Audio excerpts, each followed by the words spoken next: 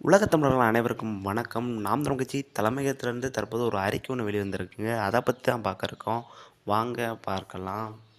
நாம் தமிழர் கட்சி தலைமையகத்திலிருந்து தற்போது ஒரு அறிவிப்பு ஒன்று வெளிவந்துங்க. அது என்னன்னு பார்த்தீங்கன்னா, மே 18 இனப்படுகொலை நாளை முன்னிட்டு தமிழ் தேசிய இன விடுதலைக்காக ஈழத் தாயகத்தில் குருதி சிந்தி காத்திட்ட மாவீரர்களின் உயிரியத்தையும் தாய் நிலத்தில் கொன்றொழிக்கப்பட்ட நம் தமிழீழச் சொந்தங்களின் நினைவையும் ஏந்தி நம் மக்கள் உயிர் காக்க நம் குருதியை கொடையாக தந்து நம் இனத்தின் மீதான பற்றுறுதியை இந்த உலகத்திற்கு எடுத்து காட்டிட வேண்டும் என்ற நோக்கில் நாம் தமிழ் கட்சியின் தலைமை ஒருங்கிணைப்பாளர் செந்தமிழன் சீமான் அவர்களின் அறிவுறுத்தலின் பேரில் குருதிக்கொடை பாசறை சார்பாக அனைத்து தொகுதிகளிலும் கட்சி அலுவலகங்களிலும் குருதிக்கொடை முகாம்கள் அமைத்தல் மற்றும் மே 18 அன்று கட்சி சார்பாக முன்னெடுக்கப்படும் நினைவேந்தல் நிகழ்வுகளில் மாலை 6 மணிக்கு உறவுகள் அனைவரும் உப்பில்லா கஞ்சி வழங்கும் பணிகளையும் முன்னெடுக்கவிருக்கின்றனர்.